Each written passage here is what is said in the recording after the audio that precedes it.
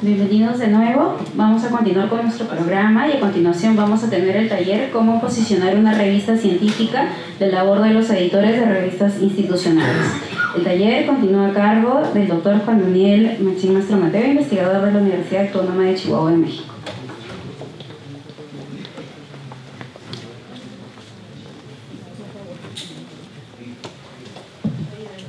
¿Ahora sí? Bueno, ahora va a ser mejor.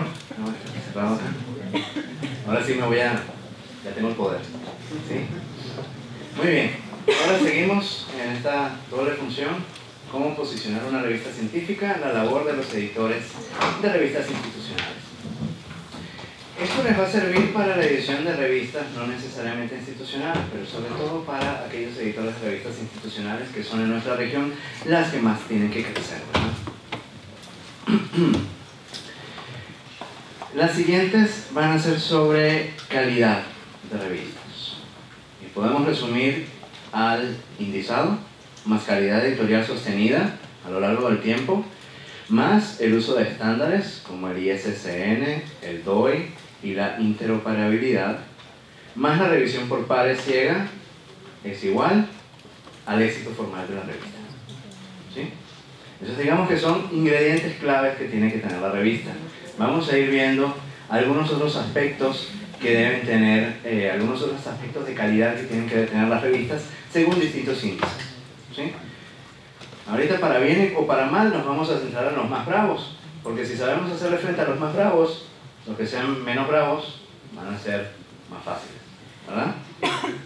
Porque más o menos piden cosas similares. Desafíos. Nos encontramos actualmente en que se publica muchísimo. Aunque sea difícil publicar, pareciera que todo el mundo publica. Entonces, según Scopus, hay 9 millones de investigadores. ¿Sí? Menos los publicados, bueno, quién sabe, ¿no? Pero alrededor de 9 millones. Se publican entre 1,5 millones y 2 millones de artículos científicos al año. Hay más de 300.000 revistas. Pero, son revistas académico-científicas, ¿no? Porque de esas 300.000, unas 45.000 son arbitradas y unas 22.000 son indizadas en Scopus, por ejemplo, en uno de los índices más estrictos, digamos. También eso de la indizada va a depender de a quién nos referimos, ¿no? Pero muchas veces, o inevitablemente, cuando hablamos de una revista indizada, o nos vamos a referir a que está o en Web of Science o que está en Scopus. ¿Sí? Porque son los más bravos. ¿Sí? Y muchas veces son aquellos índices a los que las agencias de evaluación de investigación son a los que les prestan atención. ¿Sí? Luego, 5 editoriales concentran alrededor del 80% de las publicaciones arbitradas e indizadas. Ahí tienen las culpables. Ni las nombro. No, mentira, pareciera que estuviera bravo. Elsevier, Wiley Blackwell, Taylor y Francis, Springer Nature y Sage. Son, digamos, las más grandes. Quizás si agregamos una más, ponemos Emerald, por ejemplo. Debemos considerar, sobre todo en nuestra región, la importancia del acceso abierto. Es decir, ya que muchas veces no podemos competir directamente en las más grandes ligas de los índices principales, pues desarrollamos publicaciones que sean más importantes por su visibilidad, por su accesibilidad, porque sus contenidos estén libres, ¿verdad? Y por eso Latinoamérica, incluso antes de la Declaración de Acceso Abierto de Budapest, ya Latinoamérica tenía un gran camino recorrido en acceso abierto, ¿sí? A diferencia del resto del mundo. Es importante hablar un poco de indicadores bibliométricos, e incluso reúno aquí los bibliométricos y los salmétricos. No sé si han escuchado del segundo término que les digo. Vamos por el primero, que sería lo más común, lo relacionado con la bibliometría, ¿verdad? Con el estudio de pues, los flujos de información, los productos de información de cada autor, de cada institución, y las citas, ¿sí? Principalmente. y todos aquellos indicadores y cosas que se pueden derivar de las citas. ¿Sí? Esto es una atención académica. ¿Sí? Y los indicadores más comunes: factor de impacto, conteo de citas, el índice de Hirsch, el número de publicaciones. Eso es bibliometría tradicional. ¿Sí? ¿Para qué sirven estos indicadores? Tradicionalmente nos sirven para evaluar y clasificar, es decir, rankear, poner de primero a uno que tiene los mejores indicadores y de último al que tiene los peores, ¿verdad? Eso sería esa clasificación de la que estoy hablando, ¿verdad? Nos permiten evaluar y clasificar calidad y cantidad de producción científica de investigadores, de instituciones, de países y de disciplinas incluso. Y luego son usados por sistemas de evaluación de la investigación, por acreditadoras o clasificaciones, rankings. Agencias acreditadoras, incluso de instituciones educativas a nivel mundial, usan indicadores bibliométricos, sobre todo de citas, para evaluar la investigación en una institución educativa. Luego vamos con la parte de altmétricos. ¿No lo han escuchado? Son las métricas a nivel de artículo o las métricas alternativas, por eso altmetrics, así se quedaron. Y ellos lo que miden es una atención amplia. La manera más fácil de decirlo quizás, miden la atención generada por publicaciones en sitios, portales, lugares que no son tradicionalmente científicos. ¿Sí? Podemos ver aquí en la diapositiva portales de noticias, redes sociales, citas en Wikipedia, lectores en programas de gestores de referencias, etc. Otros sitios. Y así, por ejemplo, Facebook, YouTube, Twitter, dan puntos aquí. Esto da esto, no necesariamente. Ahí hay una relación que se está estudiando. No hay una correlación directa, pero ayuda. ¿Por qué? Porque a mayor atención amplia, mayor probabilidad de que haya una lectura de ese documento, y habiendo más lecturas hay una probabilidad mayor que haya citas. ¿Sí? Si hay una relación, pero no es una correlación directa. Dado esto de los indicadores, es necesario que desarrollemos estrategias para potenciar ambos tipos de indicadores. ¿Sí? Tanto como yo sea un autor, como sea una institución educativa que tiene cantidades de investigadores, o que sea un editor de una revista. Porque a mí como editor de una revista me interesa que la revista tenga mayor cantidad de citas. ¿Por qué? Porque ahí puedo enfrentarme a los índices más bravos, ¿verdad? Porque tengo más citas, puedo tener un factor de impacto más alto, ¿sí? Relacionado directamente con esta métrica, ¿no? Y por supuesto me interesa que mi revista sea leída, ¿sí? Que haya circulación y que, bueno, no sea que voy a una conferencia, se la doy a un colega y pues el colega la dejó en su biblioteca, pues, no, ahí está bonita, ¿sí? Pero y el contenido, y la leyó, y la citó, o qué hizo, ¿no? Entonces, entra mucho en juego el uso de estos indicadores para potenciar la visibilidad, el acceso y, por supuesto, la parte bibliométrica. Algunas estrategias. Esto es una lista bastante arbitraria y nada exhaustiva. Publicar y generar revistas científicas institucionales arbitradas e indizadas. Yo cuando genero una nueva revista científica en la institución, tengo que ponerme como uno de los aspectos vitales de la revista es que sea arbitrada. Y ahí no hay de otra. ¿Sí? Desde un inicio, que sea arbitrada. Si no es arbitrada, pues puede ser una revista de divulgación, puede ser un periódico. ¿Sí? Pero no es una revista científica. Sería otro género, ¿no? Si es una revista científica, el arbitraje es vital. Y luego empezar a trabajar desde inicio en características de calidad que me permitan que la revista esté indizada. ¿Por qué que esté indizada? Si la revista no está indizada, la tengo en la página web de la universidad o la tengo en el OJS de la universidad y ahí se quedó. Y pues quien conoce la revista, pues la ve. Si está en OJS, pues Google Scholar quizás agarra los metadatos, ¿no? Y se puede buscar. Pero lo que estoy es multiplicando, y aquí si hay algún bibliotecólogo, estoy multiplicando los puntos de acceso, ¿verdad? Estoy abriendo más puntos de acceso a el mismo contenido, ¿sí? Porque este contenido está en su página, está en Google Scholar, está en Latindex, está en Cielo, ¿sí? O en todos los etcétera de índices, ¿verdad? Entonces multiplico los lugares en donde está, ¿sí?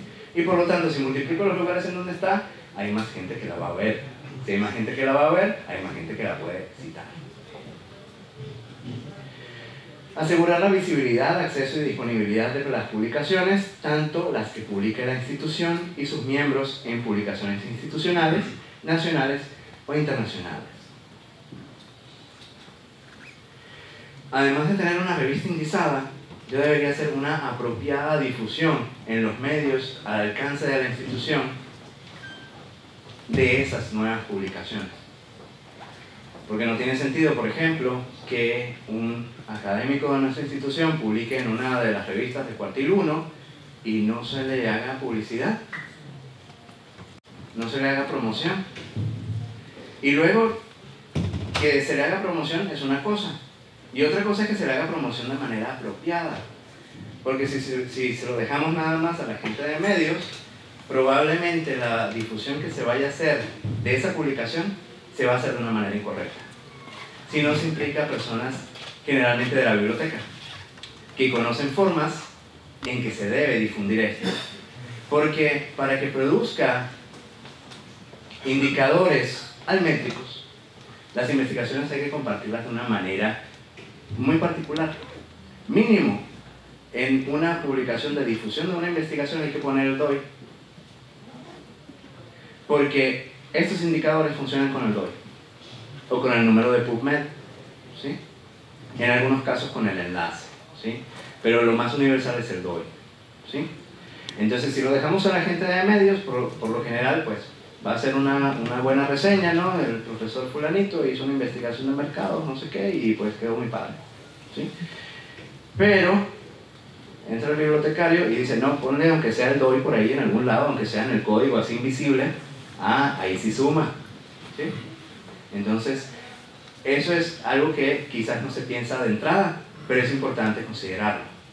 ¿Cómo se hace esa promoción para asegurar esa visibilidad, acceso y disponibilidad? Y me adelanté porque les hablé de promoción de las publicaciones de los miembros de la institución para asegurar esa generación de indicadores, ¿sí? Porque no podemos compartirlo de una manera arbitraria, sino hay maneras en que hay que hacerlo para que cuente, ¿sí? Y así lo podemos poner en el Facebook, en el Twitter, en las cuentas oficiales de la universidad, del centro de investigación, de lo que fuera, ¿sí? Solo las publicaciones que son visibles y accesibles a una audiencia global van a ser aquellas que van a ser citadas e indizadas. Las citas son de los indicadores más importantes, nos guste o no, ya que muchos otros indicadores muy establecidos se derivan de las citas. El factor de impacto es un indicador que se deriva de la cita. El size score de Scopus, que compite con el factor de impacto, también se deriva de las citas. El índice de Higgs se deriva de las citas, ¿sí? Casi todos los indicadores bibliométricos tienen que ver con las citas. Índices de citación. Tenemos índices, o que podemos llamar, forzar un poco el concepto y decir que son índices, pero de los que incrementan acceso y visibilidad de publicaciones. Por ejemplo, las bases de datos de ProQuest y EBSCO, ¿sí? El Latindex, el DOAG, el Google Scholar o el Simago, ¿sí? Eso nos incrementan acceso y visibilidad de maneras diferentes, ¿sí? Si una revista está de alguna manera en todo esto, o en la mayoría de estos, pues va a ser más leída, ¿sí? Si es más leída, es más probable que sea más citada. Y tenemos luego los índices que evalúan y clasifican las publicaciones. Las no indizadas van a tender a ser ignoradas en evaluaciones de la investigación. ¿Y a cuáles me refiero principalmente? A estos dos señoritos. No, ya están viejos para ser señoritos. Ventajas de estar indizados en los últimos: una mayor visibilidad internacional, mayor potencial de citación, mayor contribución a las distintas áreas del conocimiento, y producen diversos indicadores bibliométricos. Claro, esto es el ideal. No estoy diciendo que estoy 100% de acuerdo con ellos, ni los avalo totalmente, porque sabemos que quienes estamos en esto sabemos que son muy criticados y por muy buenas razones, ¿verdad?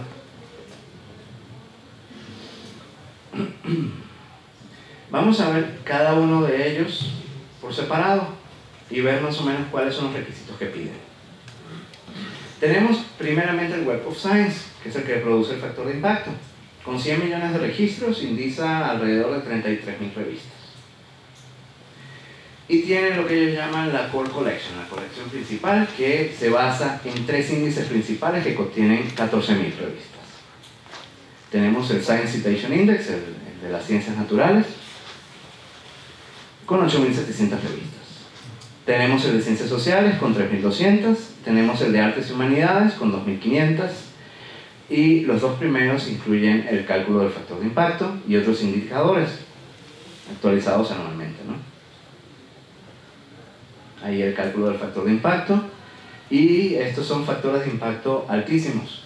¿Cuántos son de ciencias sociales o de humanidades? Nosotros sabemos que eso no es cierto para nosotros, ¿verdad? No se puede medir con la misma vara distintas disciplinas, ¿verdad? Entonces hay que tenerlo muy en cuenta cuando hablamos del factor de impacto y estas otras métricas de citas. No son las mismas cantidades de citación que se reciben en artículos de medicina, en artículos de biología y en artículos de filosofía. Nada que ver, ¿verdad? De los tres. Tenemos un índice interesante, que diríamos que es el cuarto de los, quizás de los que importan de Web of Science, que es el de las fuentes emergentes, estrenado en 2015, y tiene 5.900 revistas. Pero este es un índice que no incluye un cálculo de factor de impacto, pero puede significar, es multidisciplinario, puede significar ser un trampolín para la revista, para que luego sea incluida en pues los dos principales, o los tres principales, ¿sí? Que eso es lo que parece ser. Surge para representar las revistas de calidad que sean de importancia regional y que estén en áreas de investigación emergentes. También para que le tengamos que pedir algo más a Web of Science, ¿verdad? No implica la misma calidad, incrementa la visibilidad y la atención hacia una revista. Claro, es un sellito de calidad que, pues, si una revista no está indizada en Web of Science, ya que tenga este sellito, que quizás lo han visto en algún lado, en alguna revista, pues ya es un plus, ¿verdad? Ya pues quiere decir que la revista está siendo evaluada, fue evaluada de cierta manera, ¿sí? Para acceder a otro índice. Sus requisitos, que sea arbitrada. Esto pues ya por descontado lo decíamos al comienzo, ¿verdad? Arbitrada es el criterio básico. Sigue prácticas éticas de publicación. Pide unos ciertos requisitos tecnológicos, que los artículos deben estar en formatos digitales como XML o PDF, pueden ser cualquiera de los dos. Y no califican las revistas impresas. Ya las impresas no van. Las que sean solo impresas, quiero decir. Si es impresa o digital no pasa nada, se evalúa la digital, ¿sí?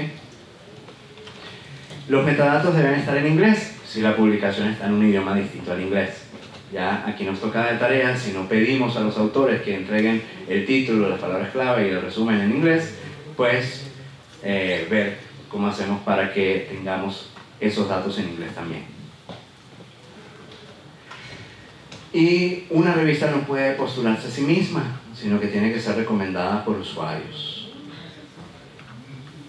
Claro, aquí quizás toda la universidad hacemos ruido con Web of Science, o en algún evento vemos a los de Clarivate, ¿verdad? Y le decimos, no, la revista tiene que estar, y vamos ahí todo el grupote, ¿no? ¿Sí?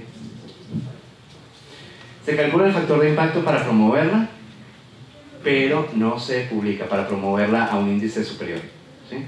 Y para ver, pues, si tiene posibilidad de subir.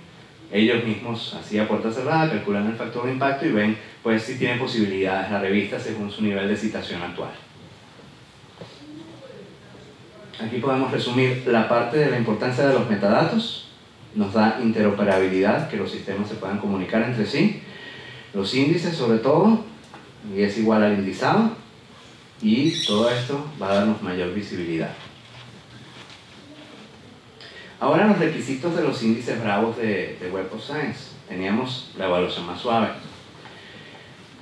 Ya es básico también arbitraje, que se mencione cómo se financia la revista, que se mencionen cuáles son las prácticas éticas, el código de ética que sigue la revista, cuáles son las normas éticas, cuáles son los derechos del autor, el manejo de estos formatos digitales, ya los mencioné, el XML y el PDF.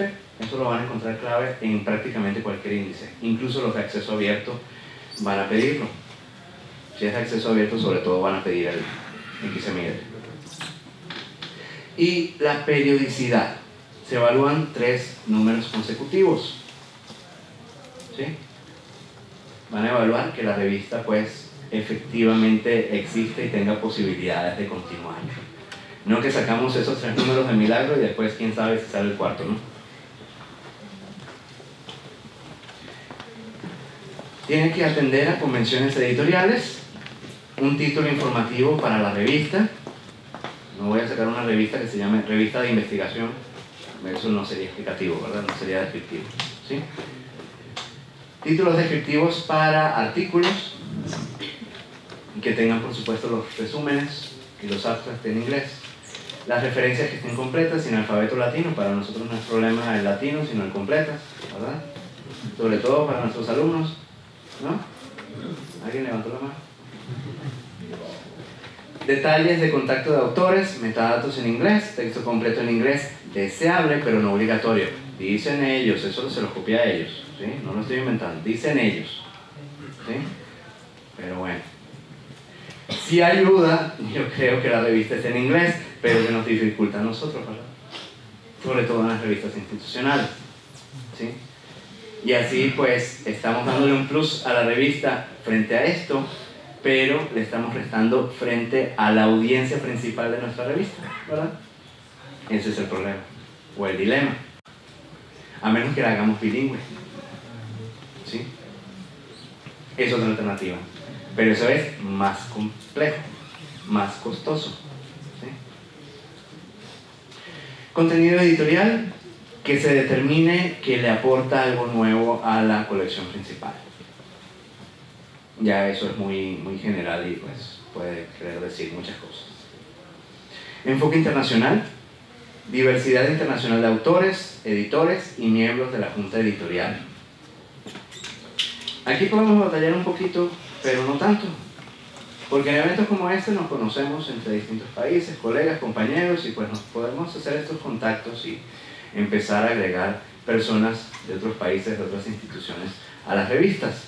Y eso va a ser muy valorado no solo por el Web of Science, ¿sí? Se aceptan revistas regionales y ellos dicen que entienden que su nivel de citación es menor. Se hace un análisis de citas en esa evaluación, considerando todos los datos de toda la historia de la revista, esos datos de citación que están disponibles en WOS, y se determina el factor de impacto y la tasa de autocitación, que ellos dicen que 15% o menos se considera normal. Es decir, si esa revista recibió 100 citas, si tiene 15 autocitas, pues está bien, ¿sí? Esa es la medida que le dan ellos. Es decir, citas de la revista a la misma revista, ¿sí? ¿Qué? No, que se haga una cita a un artículo de la misma revista. No necesariamente tiene que ser el mismo autor, ¿sí? A otro número, a otro artículo del mismo título. ¿Sí? ¿Me explico? ¿No? ¿No? ¿Sí? ¿No tengo plumas? Por ejemplo, si hay una revista llamada Investigación y entonces Pedro publicó un artículo en Investigación y después lo publicó otro artículo Pablo, pero Pablo citó a Pedro. Esa es una autocita dentro de la revista, no es una cita para ellos individualmente como autores, sino es una autocita para la revista, para el título. Sí, es una cita al mismo título de la revista. ¿Sí me explico? Luego vamos con Scopus. Ellos tienen otra cobertura allí, indiza 22.700 revistas, por supuesto es más que WOS, y por eso Scopus se está visto un poco más, de una manera más light, ¿no? que Web of Science, más amigable. E incluye un 90-95% de las revistas que están con factor de impacto en WOS están en Scopus, es decir, hay un traslape, un solapamiento, ¿no? 90-95% de las que están en WOS están también en Scopus, y ya es lógico. Ambas evaluaciones son similares y son bien estrictas, ¿sí? Y como Scopus tiene más revistas, es más probable que las de WOS estén en Scopus todas y no al revés, ¿sí? Y lo que calcula Scopus ahora es el SciScore, que es una métrica homóloga al factor de impacto y fue estrenada, si no me equivoco, 2015-2016, pero la han estado sacando también retrospectivamente. Ellos tenían otra métrica, pero ahorita esta es la, digamos, la buena porque compite directamente con el factor de impacto. Y se han publicado muchos análisis de divergencias entre ambas, tanto que uno sea más alta que la otra o la otra que sea más baja, y así. Su cobertura más amplia le representa una mayor preferencia de expertos, investigadores y agencias de investigación y acreditación. Por ejemplo, está esta acreditadora de instituciones educativas, que lo que hace es hacer un estudio de la citación por medio de Scopus. Times Higher Education también es otra acreditadora de instituciones educativas. Y, por ejemplo, en México tenemos el Consejo Nacional de Ciencia y Tecnología, que le presta más atención a Scopus. Y qué suerte, porque entonces tenemos una probabilidad de 1 en 22.794 en lugar de 1 en... ¿Cuánto era?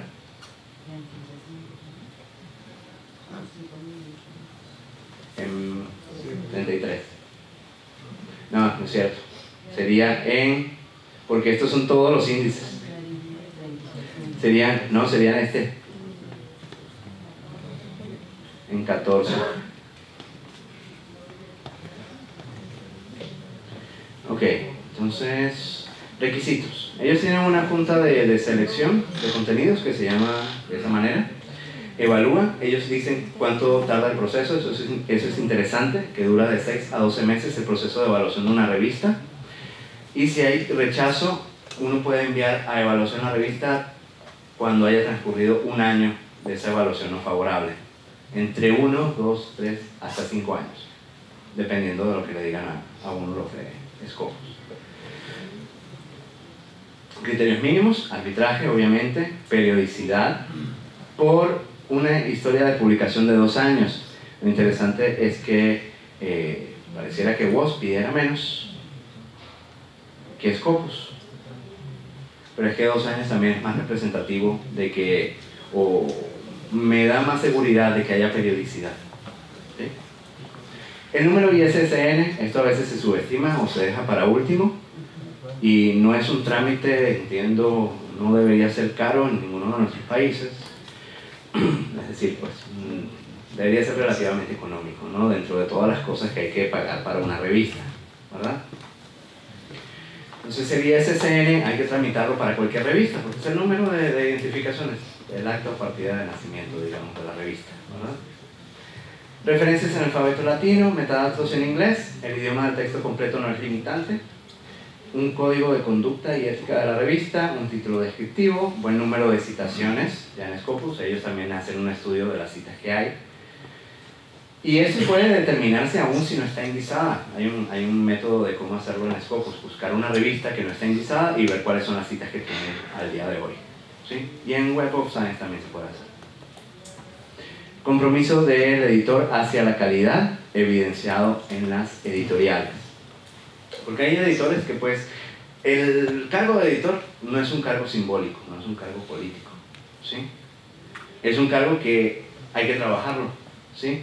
El editor, pues, tiene que asumir a la revista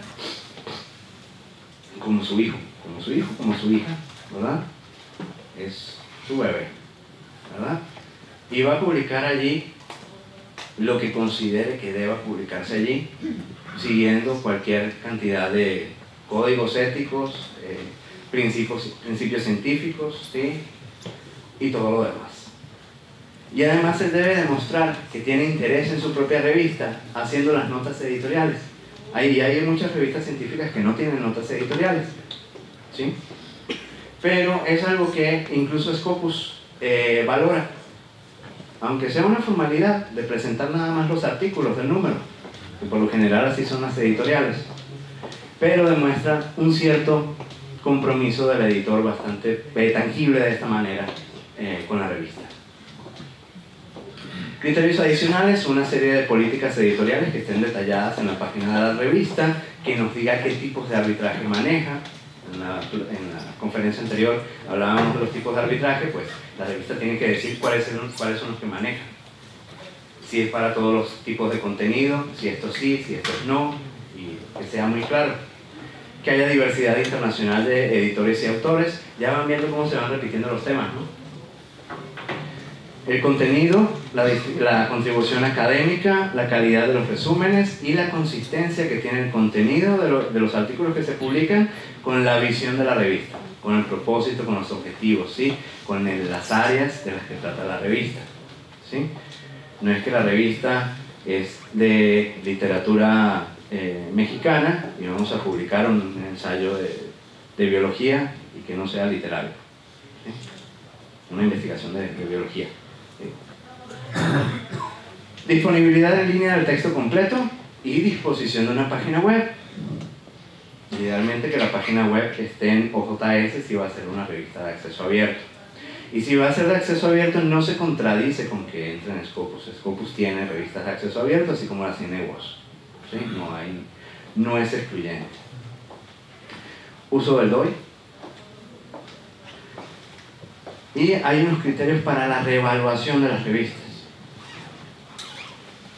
Cada cierto tiempo se vuelve a evaluar una revista y se miran a cantidad de autocitas, al número de citas, al valor que asume el site score para esa revista, el número de artículos publicados y el uso de esa revista en la plataforma de Scopus. Bien. Ahora vamos a ver una siguiente sección sobre el estado de las revistas en Latinoamérica, según la calidad y según los aspectos que vimos ahorita. Esta es una investigación que publicamos en la revista Information Development. Pueden conseguirla allí.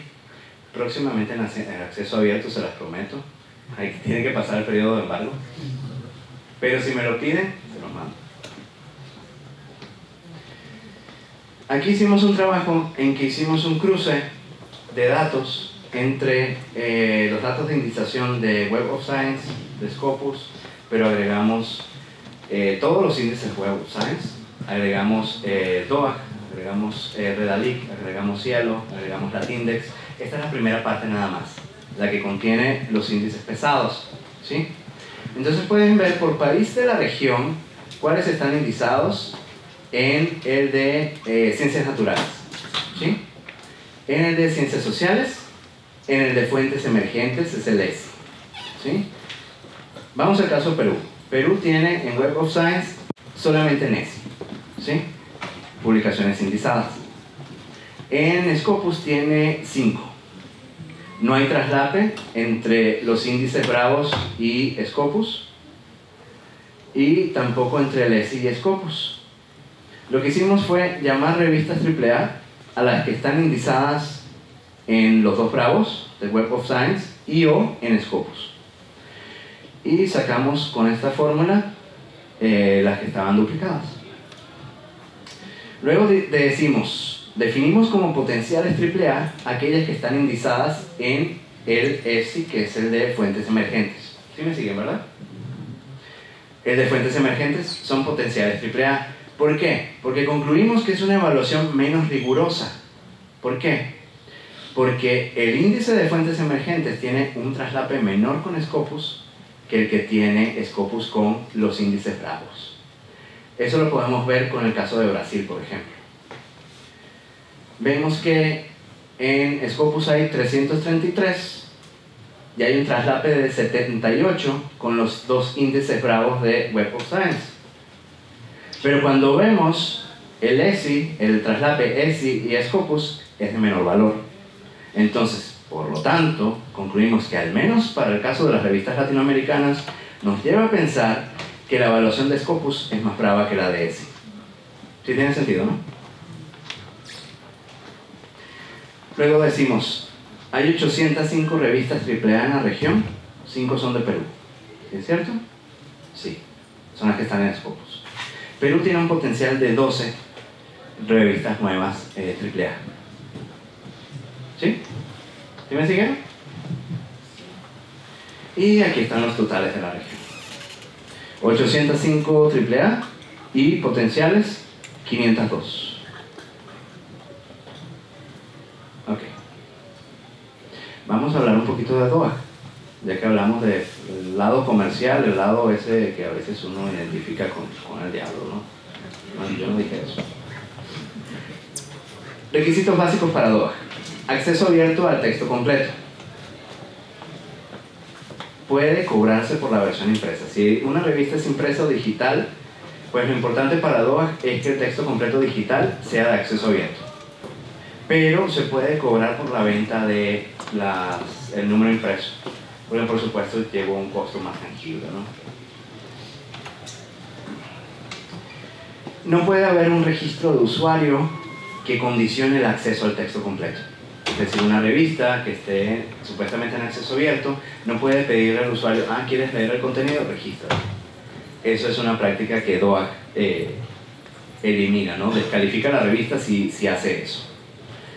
Debe haber una página de la revista que tenga mucha información sobre la revista, sus procesos y las cosas que hace. Objetivos, junta editorial, instrucciones para autores, la descripción del arbitraje, declaración de acceso abierto, código de ética, acuerdo de publicación, costos de publicación, si los hay. Si es que los hay. Y si no los hay, debe decir que no los hay. ¿Sí? Eso dice incluso el cuestionario para una revista que maneja DOAG. Debe haber un URL o una dirección electrónica para cada artículo y un PDF o un HTML por artículo, no un enlace o un archivo por número. Es decir, el número de la revista no puede tener los artículos todos pegados, ¿sí? Sino que tiene que estar todo en archivitos separados. El artículo 1 es un archivo, el artículo 2 es otro archivo, ¿sí? Tiene que estar todo separadito. Uso de ISSN y DOI. Sí, lo digo porque a veces he visto en revistas institucionales que están en servicios así como no sé si lo han visto, hay uno que se llama como ISU, en que suben periódicos y sobre todo catálogos de tiendas, y entonces hay algunos que suben revistas institucionales ahí y está toda la revista toda pegada, ¿no? Luego el uso de ISSN y DOI es vital. Política y estándar de preservación para la preservación y al archivo del contenido en un sitio que sea distinto al servidor de la revista, a donde está ubicada digitalmente la revista, ¿sí? Con otra institución que se ocupe de la preservación, ¿sí? Le es irrelevante, y lo dicen, el factor de impacto y apoya las Altmetrics. Recomienda usar para los artículos las licencias Creative Commons, quizás resuenan. Y hay algo importante de DOAG que les quiero comentar, que ellos, aparte de la evaluación para la indización, ellos hacen como que ponen otro nivel de clasificación más alto, que es el sello DOAG. Y para eso ponen otras condiciones.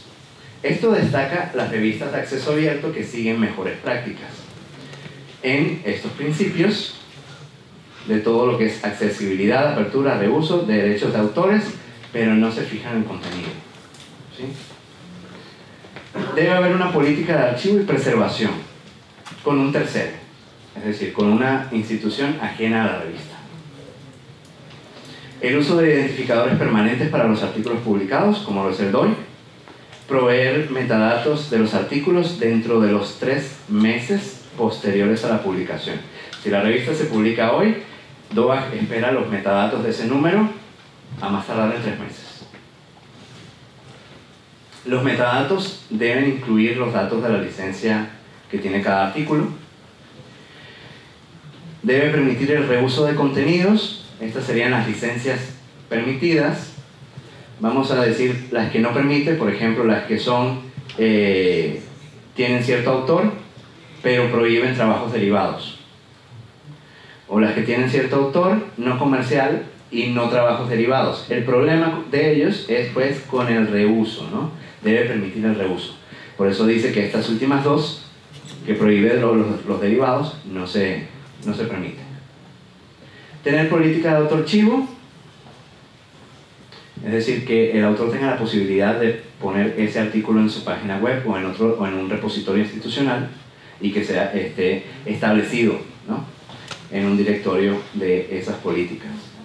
El autor conserva sus derechos sin restricciones, ¿sí? Es decir, por ejemplo, yo si hubiera publicado en una revista de DOAJ esa investigación, ya le podría dar el artículo, ¿sí? Lo malo que no la publique en una que está en DOAJ. No les puedo dar el artículo, sino dentro de casi un año, ¿sí? Se los puedo dar individualmente, no masivamente. Ese es el hueco en la licencia. Por eso es muy importante como autor leer la licencia, el acuerdo de publicación con las editoriales, ¿sí? Saber lo que puede uno hacer y qué es lo que no puede hacer. El sello de DOAJ se gana en base a la información que le damos a DOAJ. Ellos dicen que no se solicita el sello, sino que en base a la información de la revista que yo le di para que me indizaran, ellos deciden si dan el sello o no. Hay una paradoja. Hay 1.667 revistas latinoamericanas indizadas en DOAJ. 31 son del Perú. Aquí está la paradoja. 9 tienen el sello DOAJ. A mí me causó muchísima curiosidad eso. Muchísima. Lo que me pareció también curioso es que al menos no las 9 son de Brasil. ¿Sí? Bueno, Brasil todo el tiempo, ¿no? Ese Brasil. ¿Sí? Hasta en el fútbol, ¿no? Empezando por el fútbol. 9 tienen el sello DOAJ.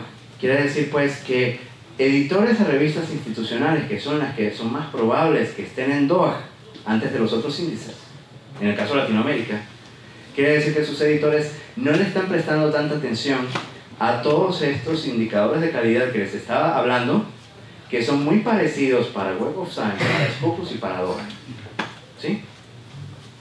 Y si trabajamos desde el comienzo para los de DOAJ, pues ya tenemos al menos el sellito y vemos que hay una diferencia abismal, ¿no? Prácticamente son irrelevantes, ¿no? No son irrelevantes porque son un ejemplo a seguir, ¿sí? Diría que del lado de apertura, esas 9 son las AAA, ¿sí? Otros índices, para que vean cuál es la presencia en otros índices. En Latindex, por ejemplo, 5.000 revistas indizadas. Aquí si nos vamos a Latinoamérica, no focalicé, no copié los números, pero vamos a recordar los anteriores para hacernos una idea. Ajá. Digamos, en Scopus 729 y en estos 190, 48, 540, ¿sí? 729 es el número mayor. Entonces, ¿por qué no les hablo específicamente, no me detengo en estos otros índices? Porque los ubico más abajo. Latindex tiene 5.000, tiene una evaluación mucho menos rigurosa, ¿sí? Y dentro de su evaluación también considera 2 niveles. Cielo tiene 1.200 y Redalic tiene un poco más de 1.000.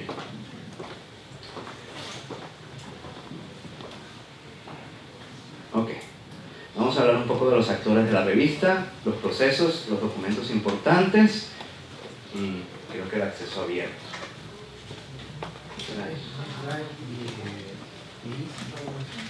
¿Ah? Medline no lo mencioné. Easy, es el Web of Science, ¿sí? Lo que pasa es que el Easy era originalmente el nombre de este, ¿sí?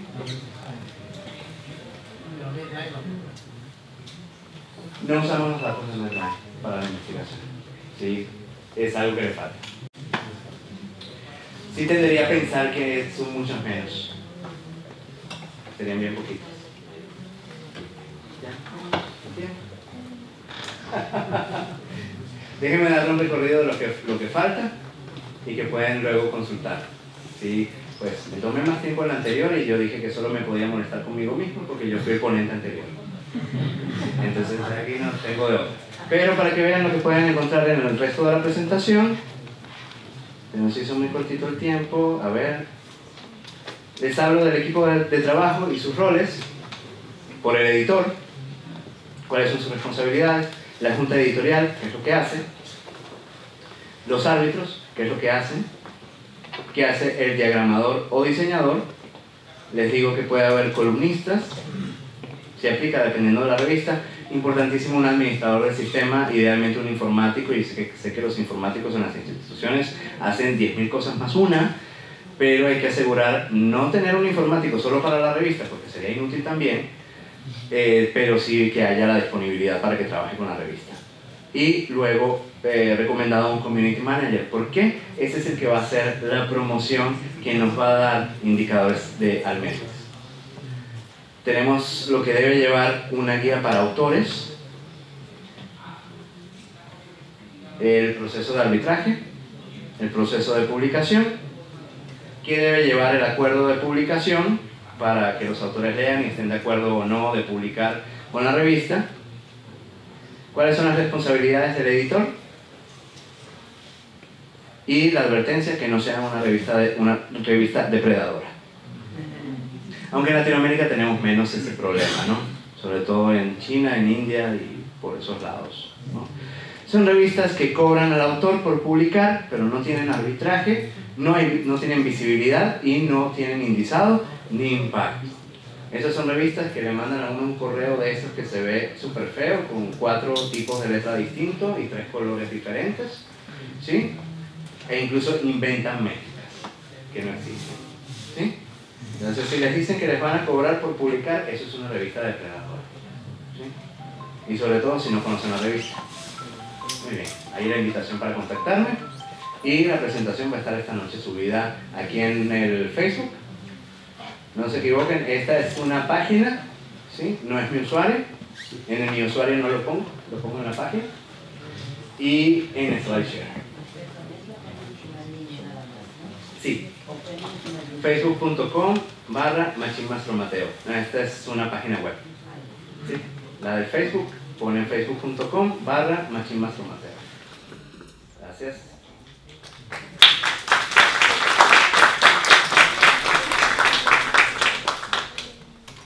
Vamos con unas preguntas. Cuando menciona como criterio ¿me ayudas? No entiendo.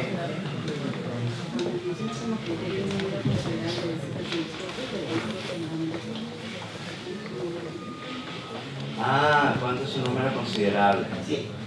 Eso es cuando viene una acreditadora a la biblioteca y dice, tienen que tener una colección suficiente para apoyar los programas educativos. ¿Y cuánto es suficiente? Y nadie dice cuánto es suficiente. Ellos saben cuánto es suficiente, pero en la diapositiva hay una medida que podemos tener como idea. Vamos a regresar un poquito, bastante creo. Porque la compara con las revistas de la misma área. Aquí.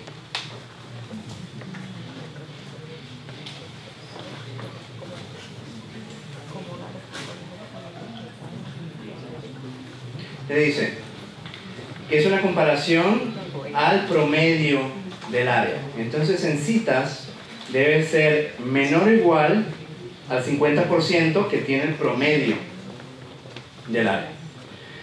Si el área entonces tiene un promedio de 100 citas, entonces debe tener 50 citas. ¿Sí? Entonces esta sería la medida. ¿Cómo se obtiene un ISSN y un DOI? El ISSN depende del país. En México es en el Instituto del Autor, en INDAUTOR. Aquí debe haber alguna institución del Estado de propiedad o registro de propiedad intelectual. Entonces es un trámite, ¿no? Administrativo. En México se puede solicitar una vez que la revista ya ha salido, creo que 1 o 2 números. No, lamentablemente parece que no se puede solicitar inmediatamente, puede ser distinto aquí. El DOI es una organización, entonces el DOI hay que contactarlos a ellos, y si la institución tiene varias revistas, se puede comprar una gran cantidad de números DOI. ¿Sí? Entonces se paga por una cierta cantidad de DOIs que nos van a asignar, porque el DOI está compuesto de varios números. La primera parte identifica la institución o la editorial, la siguiente la revista y el artículo y así, ¿sí? El DOI sí se paga, pero si se compra en cantidad cuesta menos. ¿Es la revista o el autor quien publica los artículos en las redes? Es primero si se publique en la revista. El autor puede publicar el artículo en las redes, pero es decir, tengo que diferenciar, por ejemplo, para generar indicadores de Altmetrics, lo que publicamos es el DOI del artículo, es un enlace, un hipervínculo al artículo por medio del DOI. No quiero decir que estoy publicando el texto completo, ¿sí? Estoy publicando es el DOI, que es lo que me permite agregar un punto a los indicadores altmétricos y difundir el texto completo del artículo, esté detrás de una pared de pago o no, o esté en acceso abierto. El mejor lugar para publicar artículos, una vez que el autor pueda hacerlo, sea de inicio o sea después de un periodo de embargo, es un repositorio, indiscutiblemente. No las redes. Yo mismo en mi página web no los publico. Publico son los enlaces al repositorio donde sí. El comité editor puede publicar su artículo en la misma revista, me refiero a uno de sus integrantes. Quiere decir que un miembro del comité editorial puede publicar en la misma revista donde es parte del comité. ¿Sí? Pero el editor tiene que asegurar que se le mida con la misma vara que los que no son parte del comité editorial. Yo, por ejemplo, publico la columna esa de donde salió esa publicación en una revista donde soy miembro editorial, y quien más dolores de cabeza me da es el editor, es el primero que revisa. Entonces el arbitraje lo hace principalmente él, y me ha devuelto columnas, me ha hecho reescribirlas, retraducirlas y todos los que se ¿sí? Está visto que es importante que un bibliotecólogo participe en el trabajo de investigación en cualquiera de sus procesos. Sin embargo, cree que están preparados para asumir un rol preponderante, quizás como árbitros, como en su caso, que supongo serán pocos, pero que al menos en Perú, tal vez Latinoamérica, sean aún subestimados.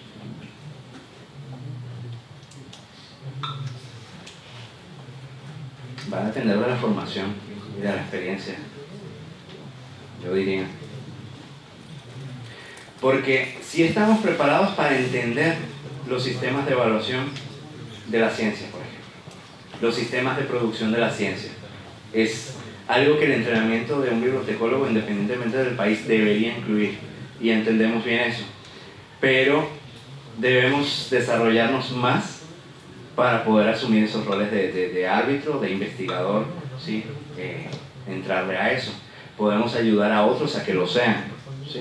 Y entendemos muy bien los procesos, pero hacerlo pues sí se requiere de bastante práctica y formación.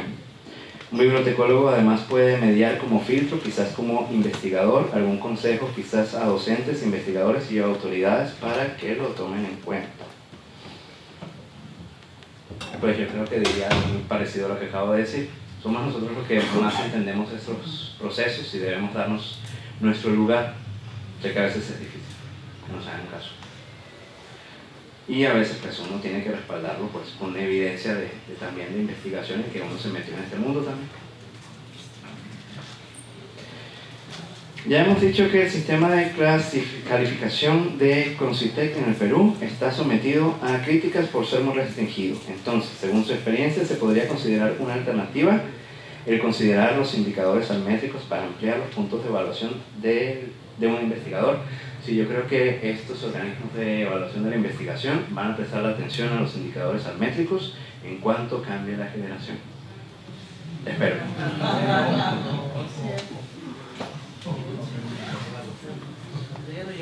Son cosas que quizás un poco muy esotéricas, digamos, para la actualidad, pero hay maneras. Se pueden desarrollar fórmulas matemáticas, se pueden desarrollar instrumentos de evaluación que le otorguen distintos pesos. Es decir, no le voy a otorgar el mismo peso, ni yo mismo lo voy a hacer, otorgar el mismo peso a una cita en Wikipedia a una cita en una revista de cuartil 1. No tiene sentido. La de Wikipedia vale más. No, mentira. La de Wikipedia la vale más. ¿Sí? Pero, es decir, cada cosa debe tener una ponderación, y yo creo que cuanto más ricos sean los instrumentos de estos sistemas nacionales de evaluación, va a ser mejor. Por ejemplo, en el de México no está el arbitraje. No está el arbitraje en ningún lado. No está la divulgación en ningún lado. Quizás también se necesita que se le otorgue más puntaje a los congresos. Creo que tampoco se le da puntaje. Entonces, pues yo creo que tienen que ser más ricos los sistemas. Aquí sí. Muy bien. Sí. Yo creo que nada cuesta agregar más cosas a los elementos de evaluación y distribuir bien las ponderaciones. Cuando mencionan como criterios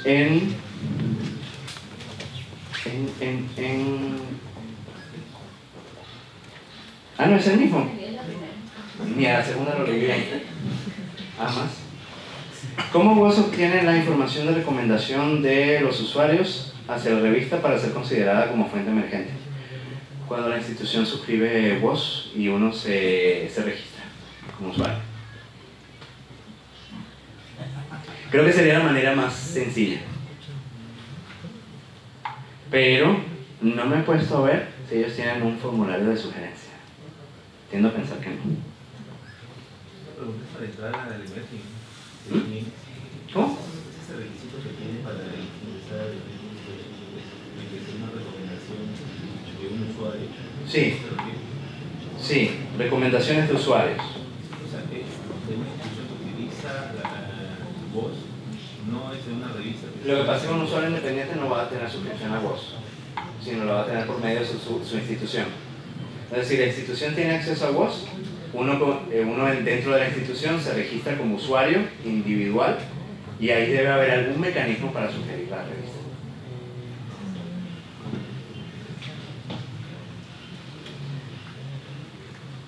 Para que la revista sea indizada, algunas bases de datos evalúan al editor jefe.